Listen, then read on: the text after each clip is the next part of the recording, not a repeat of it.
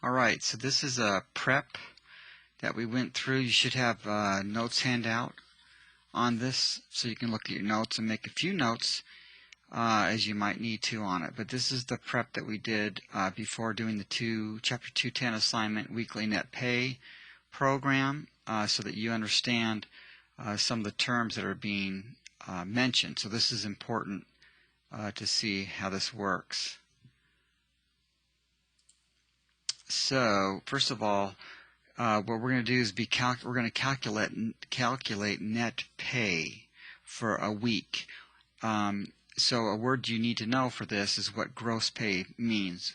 Gross pay is the wages that an employee gets before deductions.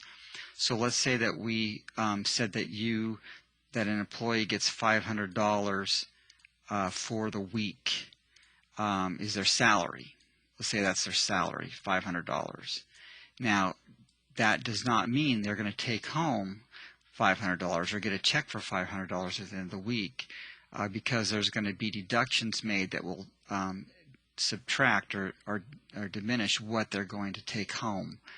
If someone has an annual salary of, let's say, $80,000 a year, well, that doesn't mean they get checks that add up to $80,000 during the year. It's going to be less because of deductions. So deductions that will take place during a pay period there's two types that we want to look at, and one is a specified amount. So you have certain things that they will take out a certain amount each pay period. A specified, so a specific amount. So if, let's say, life insurance, maybe it's $6 for each pay period. Maybe then you have medical insurance. Maybe they take out $9 each pay period. Sometimes, and there's contributions to a retirement account. So they take out so much each period. It's consistent.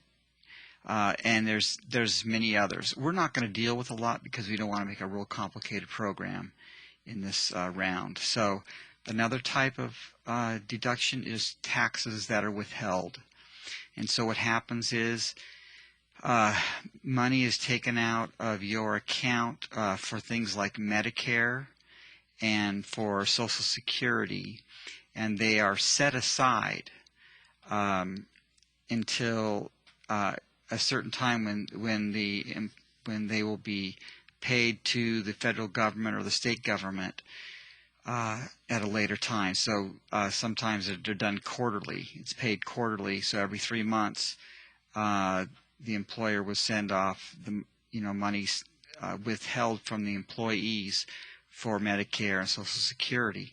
Well, the calculation or the amount that's deducted from each pay period is based on a percent of the gross pay. And so you have a certain percentage that has been established over the years that doesn't change a whole lot, and it's used nationally. And so let's take an example of how we would calculate percent, because this is sometimes a weakness with students, is how do you find the percent of something? And so basically 7% of 60, if you had to find that, basically what you do is you move the decimal point over 2 places to the left.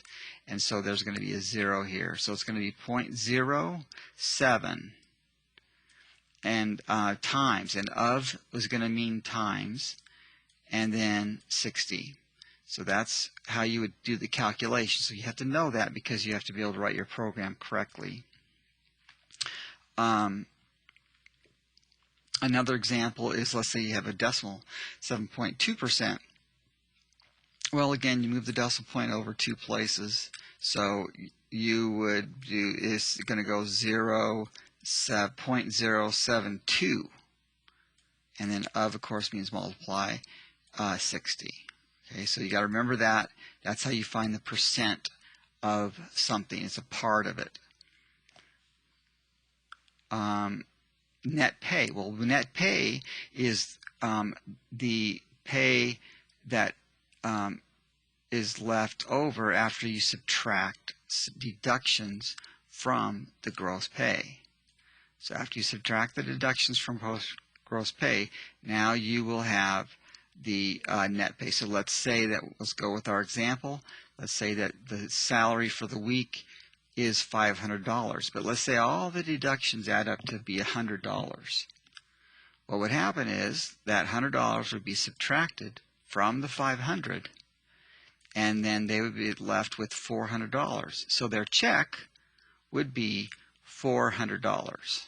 All right, and so this is the actual amount of your paycheck, or the employee's paycheck, or it's the amount that's deposited directly to the employee's bank account. And so that's the way most places do it nowadays, is that they will actually deposit the amount, the net pay, directly into your bank account. Another thing that's important to know is how to calculate averages. When you calculate an average, there's a certain method you can use, and sometimes people don't realize that they're dealing with an average. So here, miles per gallon means what is the number of miles what is the average number of miles per gallon is really what this is asking. And so the way to remember this is just go in order. So it's going to be the miles, and it's going to be per is going to mean divided by, and then gallons. All right, so that's how it works. You just go in that order, and you'll have it right. So no matter what the numbers look like, because sometimes if one number is smaller than the other one, if the wrong one is smaller, people get confused and are not sure what to do. But this is how it works. It's mile. You just go in the order: miles per gallon, miles divided by gallon. Per means divided, like of means multiply. I guess I have it there. And so the order. Cost per hour is going to be in order. Cost per means divided by, and then hour. That's how that works. Assigning a calculation. This is very important you understand this. When we make an assignment in Java, so far what we've done is we've assigned a value to a variable. We've done that. Here's an example of one. Here's an example. Actually, this is a full initialization, but here's 15 being assigned to age. So we've assigned values to variables. We've also assigned the reading of input. So this code right here reads the user's input, and it gets assigned to a variable. And same thing here. This gets assigned. So when you prompt the user for their age, then after they type it, this code will read what they said and then store it or assign it to this variable. Now what we're going to do though is we're going to assign a calculation. So let's say you have a variable MPG and we want to assign it some calculation, an addition problem, a multiplication, division, whatever. It will be assigned. And so this is, we have some variable called tote miles, let's say, and let's say it's got 200 in it. And let's say you have another variable called tote gallons, and it's got 6 in it. So this calculation here, the variable right here means that this variable or this memory location is called. So tote miles calls the variable, the memory location named tote miles, and I won't continue on, but just so you get the idea. And it returns a 200. That call returns a 200. And then this tote, again, I won't write the whole thing, but this tote gallons is going to be called, and it returns this memory location, and then it returns a 6. And so this 200 divided by 6 is now that the result of that calculation is assigned to the variable MPG. So you have a variable over here called MPG, and it's sitting there empty until it gets assigned a calculation, and it's compiled and run, and then so 200 divided by 6 would be something like 33, I think.